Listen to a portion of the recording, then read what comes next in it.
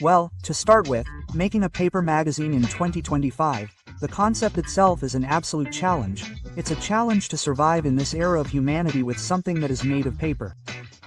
So, Balompié magazine is that, a pause, a return to the tangible, to the physical, to what can be felt, to what can be smelled.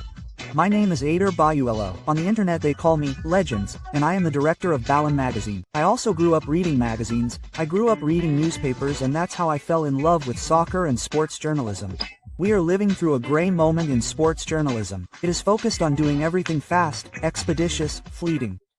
We are trying to go back, take a breath, a pause, create long-form content, bet on people having to sit down with a paper magazine in their hands, move their eyes from left to right to read it, to understand it, to delve into it and do professional journalism. That's like the mantra of Balompié. We do reports, columns, interviews, photography, art. We started the project in January 2024, and in August 2024 the first issue was published, which is about Chiquito Jimenez suffering because he missed a goal against Ecuador in last year's Copa America. I had never done a print magazine before. Of course, fortunately we surrounded ourselves with a group of people with experience that has allowed us to move forward, and, from there, we realized that, like in soccer, we could also put together a team to do something more established, something that had a head, that had feet, that had a solid foundation, and that could grow little by little. My name is Obet Chris. I am the editorial producer of Balompié magazine. The truth is that hand in hand with the growth in Balompié we have many goals, as we were originally a print magazine, but when all our issues are sold out we are sending them digitally to our subscribers. We are also seeing not only our content, but also our consumption as a magazine.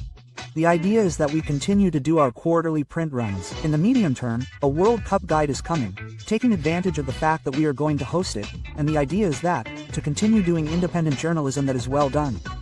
At Balompié, we reflect the essence of Mexico through the content that we write.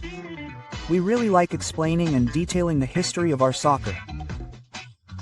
I believe that the Mexican identity of Balompié readers connects in a very natural way, because it is something that we learned since we were little. Everything that includes and surrounds Balompié magazine is made by Mexican hands and minds.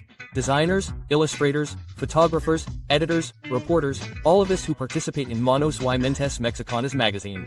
Our biggest challenge was liquidity. As an independent media outlet, we needed immediate access to money to cover production, printing, and distribution expenses. With traditional methods, payments took days to be reflected. Clip solved that. It has been key. Having the money right away allows us to reinvest quickly, pay our collaborators, print more copies, and launch new editions without slowing down. We no longer lose sales because we don't have a terminal. It's a more professional experience. It not only helps us sell more magazines in physical stores, but also close partnerships and sponsorships with secure and fast payments. Clip allows us to operate with the same efficiency as a much larger business. For independent media, it's a turning point.